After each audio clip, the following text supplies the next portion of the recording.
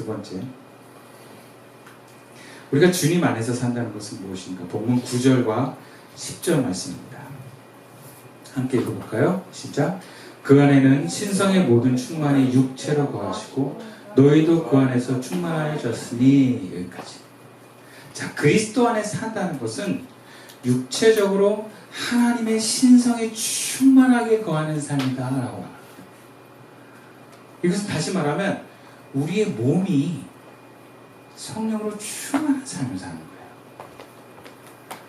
바울은 그리스도의 삶을 믿음의 영역에만 두지 않습니다.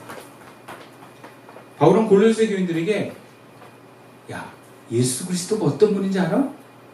그분이 이 땅에 육체로 오셔서 육체로 사시는데 하나님의 신성이 가득 찬 삶으로 사셨어. 그리고 10절에 뭐냐면 너희들도 그렇게 될 수 있어 라고 있다. 우리는 예수를 열렬히 믿는 사람들이 금식이나 어떤 고행으로 신앙의 깊이를 더하는 모습을 많이 보았습니다. 실제로 우리가 그렇게 했던 사람들도 있을 거예요. 어떤 문제를 해결하기 위해서 우리 어머니들은 금식 기도를 남발하셨습니다. 많은 목사님들이 교회를 세워가고 사역을 해나가는 과정 속에서 금식을 했어요. 몸을 절제했어요. 제가 아는 목사님도 담임 목사로 부임하고 나서 3년을 교회에서 사셨대. 교회 강단에서 밥 먹고 기도하다가 강단상에서 자고 몸을 고행하는 거예요. 그래서 하나님의 사역을 감당하려고 하셨습니다. 그런데 여러분 가만히 보면 예수님은 그렇게 고행하지 않으셨어요. 예수님의 공생애를 보면 물론 사역 전에 40일을 금식한 거 외에는 사역하시는 3년 동안은요 참 잘 드시고 참 잘 주무시고 잘 돌아다니시고 사람들이 너무 피곤하면 딱 자르고 갈릴리 호수 배 타가지고 주무시고 이렇게. 심지어 제자들이 안식일에 배고프면 금식하지 말고 먹으라고 그러고, 그죠? 나 있을 땐 금식 안 해도 돼. 예수님 그렇게 말씀하셨어요. 하나님 나라의 사역은요, 여러분 우리의 몸을 함부로 대하거나 무시하는 것이 아닙니다. 이걸 잘 아셔야 돼요. 뭔가 금식을 시키고 무릎은 낙타 무릎이 되고 선교지에서 무슨 정말 고생을 하는 것으로 하나님 나라 세워간다고 생각하시면 안 돼요. 그리고 우리의 몸은 소중합니다. 소중하게 다루셔야 돼요. 성령께서 우리의 몸을 주장할 때 성령은 우리의 몸을 함부로 대하지 않습니다. 그리스도 안에 있다는 것은 몸을 무시하고 영만을 추구하는 것이 아닙니다. 이것은 당시 영주주의자들이 주장했던 거예요. 몸은 중요하지 않아. 막 굴려도 돼. 혹은 마음대로 욕망대로 해도 돼. 이게 몸을 무시하는 거예요. 몸을 귀하게 여기는 게 아니에요. 그 다음에 좀 더 구체적으로 하나님의 충만함으로 몸이 세워져서 그리스도 안에 있게 된다는 것은 무엇인가? 첫 번째는 내 몸을 사랑하는 거예요. 주님은 나와 함께 계시면서 여러분 내 몸도 사랑하십니다. 몸을 사랑한다는 것은 무엇이냐면 몸을 괴롭히지 않는 거예요. 여러분 사실 몸은요 내가 괴롭히지 주님이 괴롭히는 게 아니에요. 내가 내 분에 못 이기고 내가 뭔가 너무 두렵고 간절하니까 몸을 혹사시키는 거예요. 여러분 하나님의 백성을 인도할 때는 몸을 혹사시키지 않습니다. 바로는 몸을 혹사시켜요. 노예를 부리듯이. 근데 하나님은 광야를 돌 때도 신발이 헤어지지 않을 정도로 그들의 걸음을 인도하시고 그리고 먹이시잖아요. 심지어 고기도 먹이세요. 40년 광야를 이끄는 하나님이 이스라엘 백성을 함부로 대하지 않습니다. 근데 우리는 주님의 뜻과 의지와는 다르게 너무 몸을 혹사시킵니다. 아니면 너무 몸을 방종해요.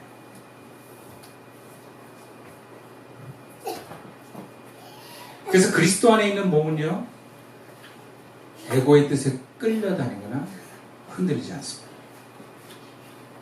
또 두 번째로 그리스도 안에 있는 몸은요, 거룩한 나와 하나 되는 몸이 되는 것입니다. 그래서 주님과 동행하는 몸을 살아내는 사람입니다. 거룩한 영이 주님과 동행하면 몸도 주님과 동행하게 되는 줄 믿습니다. 그래서 거룩한 영이 기도하려고 할 때 몸은 기도의 자리로 갑니다. 거룩한 영이 예배 자리로 갈 때 몸은 거룩한 예배 자리로 따라갑니다, 여러분. 근데 에고의 지배를 받는 사람은요, 이 몸이 거룩한 나로부터 저항을 합니다. 뭔가 에고의 뜻 가운데 몸이 막 움직이려고 해요. 이는 영지주의자들이 몸을 대하는 태도와 비슷하거나 혹은 금욕주의자들이 이것을 대하는 모습과 같다고도 볼 수 있어요. 여러분, 그 중심에는 에고가 있다면 그 몸은 주 안에 있는 것이 아닙니다. 단순히 절제하고 참는 것이 예수 잘 믿는 것이 아니에요.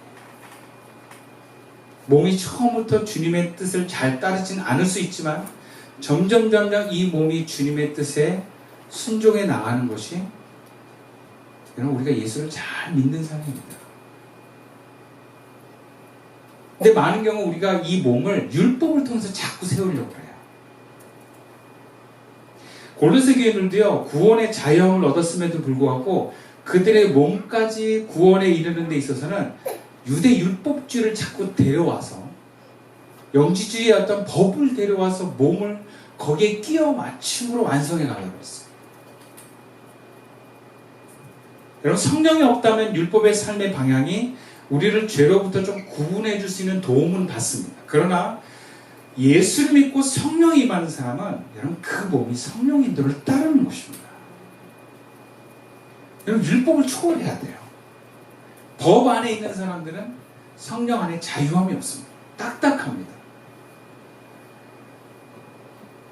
성령이 명하시는 부르심과 뜻에 순종하면서 우리의 몸을 예수님처럼 세워가게 돼 있어요. 그러니까 예수님의 그 몸이 얼마나 자유로웠는지 몰라요. 많은 사람들이 여러분 생각을 해보세요. 나 병 좀 고쳐주세요. 막 달라붙는데, 제가 어떤 목사님 봤는데 환자들이 막 그 목사 앞에 쫙 줄을 서가지고 그 안수 한번 받으려고 안수를 끊지 못해, 이 목사님. 그래가지고 본인이 기력이 다 빠지는 거예요. 근데 이 안수는 몸에 어떤 영적인 에너지가 나가는 거거든요. 그래서 안수 너무 많이 하면 안 된다, 이게 통념이에요.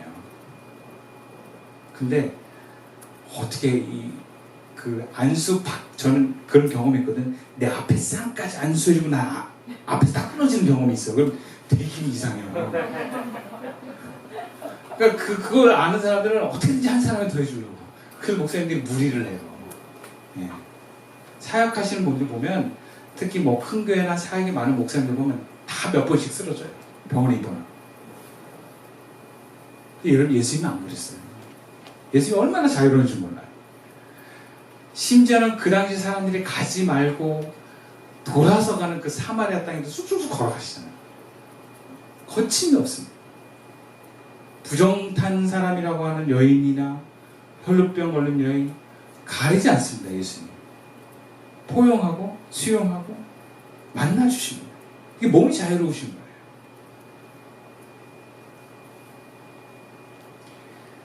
성령의 역사는 그렇게 우리의 몸을 주장합니다. 근데 문제는 여전히 에고가 자꾸 우리의 몸을 주장하려고 해요. 여러분, 이 싸움이 있어요. 지난 교인 중에 함께 개척을 한 친구가 있었는데, 이 친구가 굉장히 은혜를 사모하는 친구였어요. 그래서 제가 도교동교회 청년부를 할 때도 청년부 와서 같이 은혜를 받았거든요. 그 같이 개척을 했던 멤버예요. 근데 사역을 이제 개척교회를 이제 1년이 되어가지고 이 친구가 점점 지각하는 일들이 일어나요. 모든 탈출의 시작은 지각입니다. 그리고 좀 빨리 가요. 네. 이상하다. 뭔가 저를 자꾸 피하는 것 같아요. 그리고 토요일날 기도회도 나왔었는데 그것도 안 나오기 시작하더라고요. 교회를 떠날 때는 이 친구가 문자도 없었어요, 저한테. 근데 제가 나름대로 이 교회를 하면서 새 원칙이 있어요. 그러면 나가는 사람 안 잡고 들어오는 사람 안 막는다. 그러니까 이 친구가 말없이 나간 것도 그럴 만한 이유가 있겠지 하고 일부러 전화하거나 물어보지 않았어. 또 정말 그 역할을 해야 된다면 그 마을 이장이 해야 되지 않나. 아니면 마을 이장이 목사님 제가 전화해봤는데요. 목사님 전화 좀 해봐 주세요. 그럼 또 제가 전화를 할 수는 있죠. 근데 마을 이장도 뭐 연락도 안 하고 아무 소식도 없고 그래서 그냥 저도 기도해봤는데 그렇게 마음에 와닿지 않더라고요. 그렇게 그냥 나가버린 친구였어요. 그러니까 10년을 그렇게 가까이 지냈던 제자가 그렇게 훅 나가니까 저도 좀 뭔가 좀 굉장히 허전함이 좀 오래 갔던 것 같아요. 그래도 연락을 하진 않았어요. 그러다가 한 2년이 딱 지나서 그 친구 이름이 교회에서 한 성도님과 함께 얘기하게 되고 뭔가 이 친구에 대해서 왜 나갔는지 좀 알고 싶다라는 마음이 올라오더라고요. 기도를 하면서 지금 연락을 제가 해도 될까요? 마음을 주시더라고요. 그래서 문자를 보냈어요. 잘 지내냐? 2년 만에. 연락이 훅 온 거야. 전화가 왔어. 그래서 되게 반갑다는 거지. 제가 물어봤어요. 너 왜 나갔니? 그게 너무 궁금하다. 너 뭐 지금 와서 나간 거 가지고 내가 뭐라 그러고 뭐 이게 뭐라고 그런 게 아니라 그냥 그게 너무 궁금하더라. 난 너 존중한다. 그냥 솔직하게 얘기해 줄래? 그랬더니 그 친구가 그 얘기를 해요. 의외의 답이었어. 자기가 교회로 오려고 하는데 몸이 너무 싫어하더래. 몸이 너무 가기 싫어하더래. 그 심지어 옷을 입고 교회 앞에까지 갔는데 몸이 안 움직이더래. 그 집에 돌아왔다. 그러니까 자기 몸이 계속 거부를 해가지고 결국에는 포기를 하게 됐다는 얘기를 하더라고요. 그래서 제가 그 뒤가 궁금했어요. 뭐 성령의 인도라면 그래 뭐 우리 가끔 뭐 성령의 역사심 속에 몸이 못 가게 하는 것도 있거든요. 그래서 제가 물어봤어요. 그래서 다른 교회 신앙생활 잘했냐 했더니 1년 동안 하나님 없이 살았다는 거예요. 네. 겨우 정신 차려가지고 지금 교회를 나간대요. 그냥 예배만 드린대요. 그러니까 예전에 그 10년 전에 처음 신앙으로 돌아간 느낌이었어요.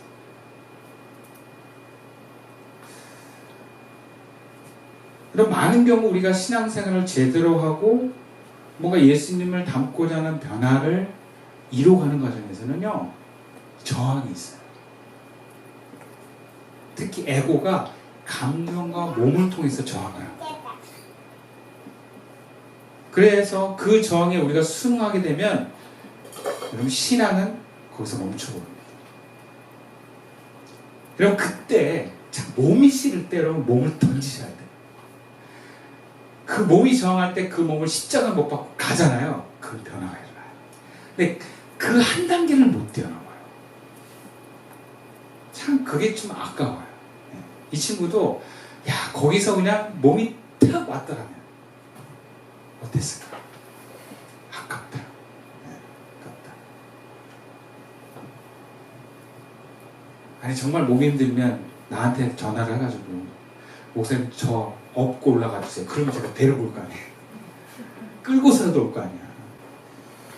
그런 교인들을 저는 많이 봤어요. 또 그런 교인들을 볼 때마다 하나님의 말씀을 그렇게 거부하고 말 안 듣는 광야 이스라엘 백성들이 생각이 나요. 어려서부터 채찍을 맞고 바로의 요구에 길들여진 몸은 그럼 40년 광야를 살아도 참 바뀌지 못해요. 그러니까 그게 정말 쉽지 않다는 것을 우리는 인정해야 됩니다. 그러나 쉽지 않다 그래서 불가능한 것은 아닙니다. 여러분 예수의 복음의 능력은 우리의 어떠한 저항의 몸도 변화시킬 줄 믿습니다. 우리는 변화될 수 있습니다. 여러분 그 믿음 가지셔야 돼요. 우리가 변화된다는 건 우리의 몸이 바뀔 수 있다는 얘기예요. 복음의 능력은 우리를 그렇게 변화시킵니다. 그래서 그리스도 안에서의 삶은 우리가 세 번째로 이것을 꼭 기억해야 됩니다. 본문 12절 말씀입니다. 함께 읽어보겠습니다. 시작. 너희가 세례로 그리스도와 함께 장사되고 또 죽은 자들 가운데서 그를 일으키신 하나님의 역사를 믿음으로 말하며 그 안에서 함께 일으키심을 받았느니라. 여러분, 내가 그리스도와 함께 죽어서 묻혔다. 여러분, 이 죽은 것은 무엇이냐? 에고에서 사로잡힌 과거의 몸입니다. 과거의 몸이 죽는 거예요. 과거의 감정이 죽는 거예요. 그리고 그 안에서 함께 일으키심을 받았다는 것은 내가 그분 안에서 새로운 삶, 과거의 영향을 받지 않는 새로운 나의 몸으로 살아가는 것을 말합니다. 바울은 골로새 교인들에게 너희가 육체의 할례와는 달리 그리스도의 할례를 받았다. 그리고 그것은 구체적으로 그리스도와 함께 죽고, 뭐가 죽습니까? 옛 자아가 죽고, 옛 몸이 죽고, 옛 습관이 죽고, 옛날 사건으로 인해서 나의 안에 굳어진 감정이 죽는 것입니다. 그리고 그 부분 안에서 다시 사는 것입니다. 이것은 몸을 포함하는 사건입니다. 우리가 몸을 변화시키지 못하는 이유 중에 가장 큰 이유 중에 하나가 뭐냐면 자꾸 과거의 나에 머물러 있어요. 너 왜 그래? 그러면 제가 어렸을 때 이런 상처를 받았어요. 저는 이런 그 습관이 몸에 배어 있어요. 이렇게. 마치 이스라엘 백성들이 저희가 애굽에서 채찍으로 발을 맞았기 때문에 채찍만 봐도 몸이 굳어요. 뭐 이런 거예요. 과거에 머물러 있어요. 과거의 사건. 내가 이런 상처를 받았네. 그래서 나는 에고가 나에게 이렇게 명령하면 나는 그것을 내 몸이 사로잡힐 수밖에 없네라고 얘기를 합니다. 그래서 여전히 내 안에 에고가 왕노릇을 하고 있어요. 그러면 그런 이스라엘 백성들을 구원해 주신 분이 하나님이십니다. 하나님이 그들의 왕인데 그들과 함께 있지도 않은 바로가 그들의 마음속에 왕노릇하고 있는 거예요. 하나님을 받아들일 거부하고 있는 거예요. 그냥 그런 사람들은 바꾸기가 참 어렵습니다.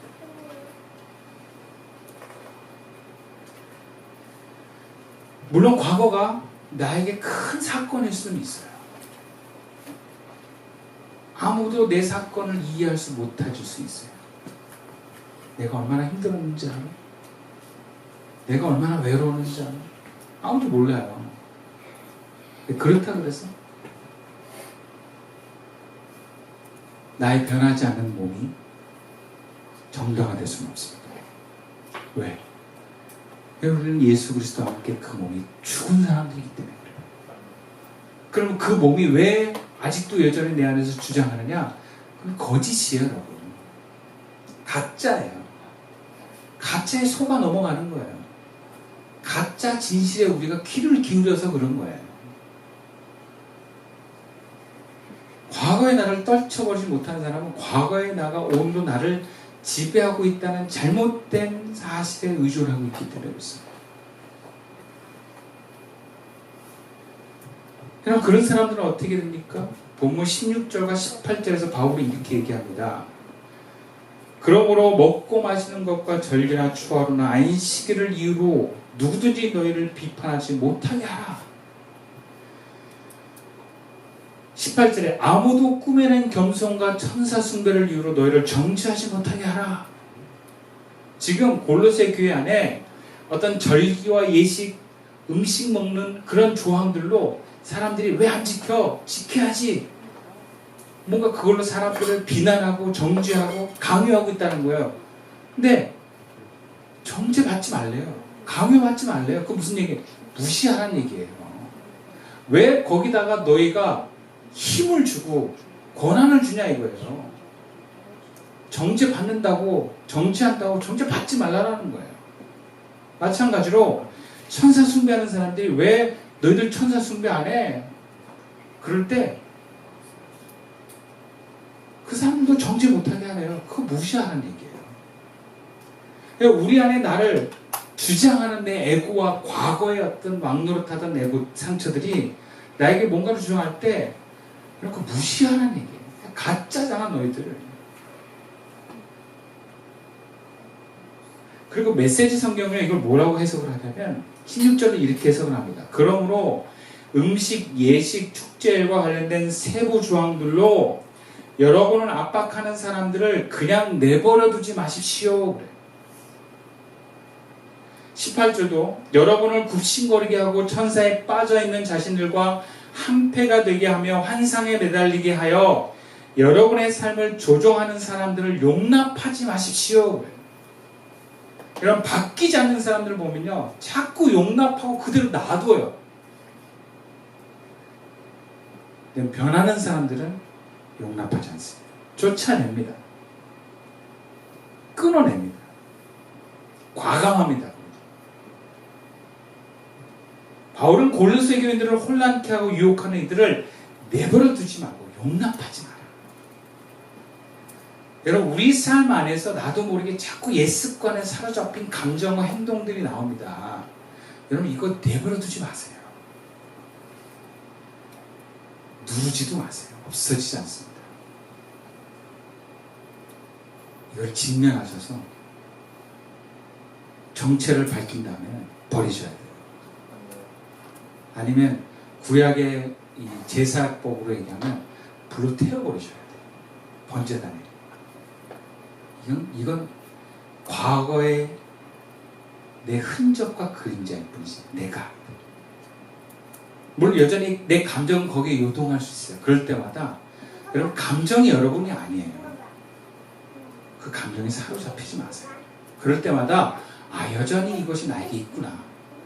주님을 찾으세요.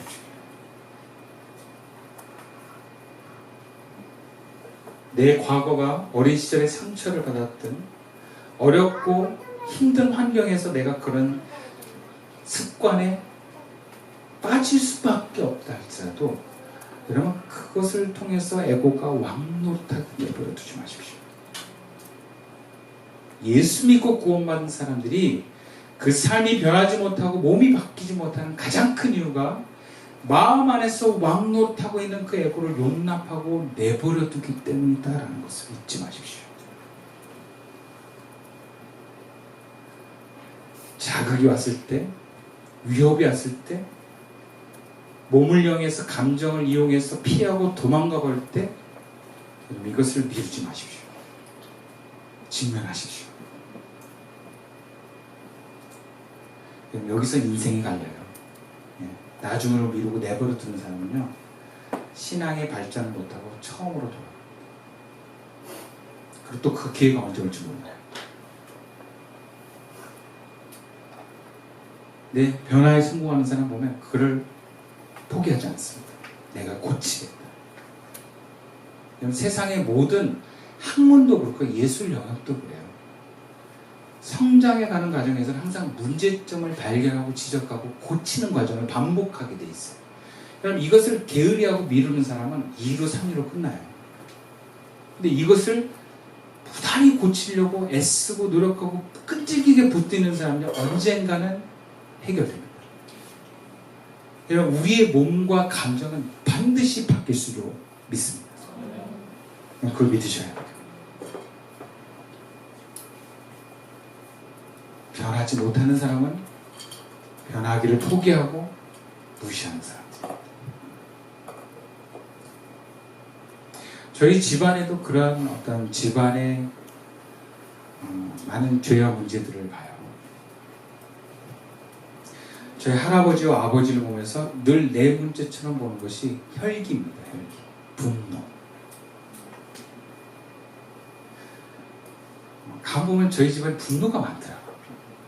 저희 할아버지도 젊어서 신학교를 나오셨거든요. 굉장히 엘리트셨어요. 그래서 교사로 계시다가 신학을 하셔서 그 당시 그러면 50년대 60년대 신학한 거는 되게 그 당시에는 빠른 건데, 이상하게 할아버님이 젊어서 신학대학교를 나오시고 목사를 안 하셨어요. 그리고 언제 하시냐면 60세 하셨거든요. 제가 언제 말씀드렸는지 모르겠는데 제가 왜 그런지 몰랐어요. 근데 저희 아버님이 할아버지 돌아가시고 나서 얘기하시는 거예요. 너희 할아버지가 왜 60에서야 복회를 하셨는지 아니? 하면서 혈기 때문이었다. 혈기가 다스려지지 않아서 목회하면 실수할 것 같다고 계속 미루셨다. 근데 60세가 돼서야 혈기가 어느 정도 내가 다룰 수 있겠다 싶으셔서 그때 목회 시작하셨다.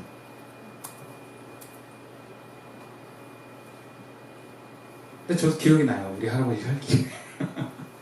내 어린 나이에 일하는 것도 없다가 리어커 내 발에 좀 끼었는데 그것을 분노하셨던 할아버지가 애가 그럴 수 있는데, 근데 정말 나중에 돌아가실 때쯤에는 정말 혈기가 다 빠지고 항상 은혜가 넘치는 모습이었다는 기억이 또 납니다. 아버님의 변화는 대치고 야, 내가 바뀌어야 되겠다. 할아버지 아버지를 이어서 저도 되게 분노를 표현하는 쪽보다는 참는 쪽인데, 내가 이거 고쳐야 되겠다. 반드시 이거 내가 찍고 보일 때마다 계속해서 내가 다뤄야 되겠다. 직면해야겠다. 그런 마음이 서더라고요. 여러분, 그렇게 안 하면 우리가 여러분 못 바뀝니다. 여러분, 피하지 마세요. 도망가지 마세요. 직면하십시오. 여러분, 그거 드러난다고 여러분 하나님이 여러분 미워하지 않습니다. 여러분이 약하고 부끄러운 모습을 주님은 비난하고 정죄하지 않습니다. 오히려 내가 이것을 있는 그대로 드러내놓고 하나님 앞에 변하고자 하는 그 모습을 하나님 기뻐하십니다. 말씀을 마칠게요. 여러분, 주님 우리가 그리스도 안에 살기를 원하십니다. 단순히 그리스도가 관념의 메시아로 머물기를 원하지 않습니다. 여러분, 몸을 바꾸지 못하면 결국 우리는 관념으로 예수를 믿고 우리의 신앙은 처음으로 돌아갑니다. 광야만 돌다가 아무런 생명을 흘려보내지 못하고 어쩌면 나 혼자만 예수 믿고 구원받는 것으로 끝나는 삶이 될지도 모릅니다. 그리스도 안에서 삶을 주님과 함께 살아냅시다. 걸림돌이 되고 생명을 막는 내 연약함, 몸과 감정을 고쳐봅시다. 그리스도 안에서 성령 충만한 몸으로 살아갈 수 있는 저와 여러분 되기를 주님의 이름으로 축원드리겠습니다. 기도드리겠습니다.